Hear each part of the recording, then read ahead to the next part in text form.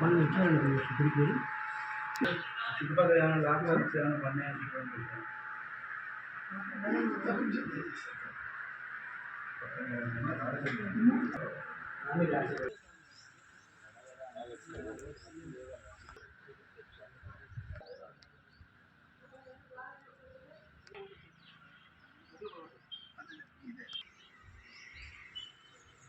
జరగలేదంటే ఇప్పుడు వద్ద గ్యామ్లింగ్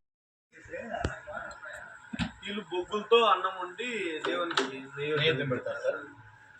బొగ్గులతో వీళ్ళు రాగి చెంబులోను ఇత్తడి చెంబులో అన్నం పెట్టేది ఆయన.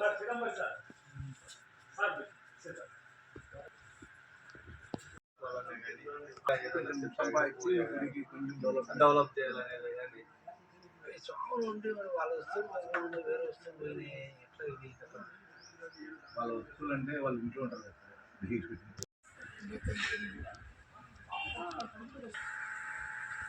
జనవరి ఫస్ట్ వచ్చాను సార్. జనవరి ఫస్ట్ నుంచి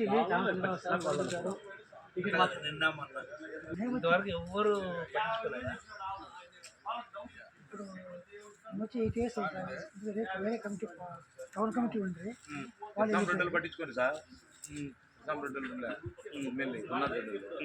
వాళ్ళు పట్టించుకోండి. అప్పుడు ఈ సామాన్లు పూర్వారం నుంచి పూజారు వీళ్ళని తీసేయాలని వాళ్ళు అప్పుడు అన్నీ అప్పుడు మా ఊర్లో వాళ్ళకి చేసుకుని మేము కమిటీ చేసుకొని వీళ్ళు ఉండాలా వీళ్ళని భక్తులంతా మాట్లాడుకొని నూనెకే పని చేసుకుంటారు.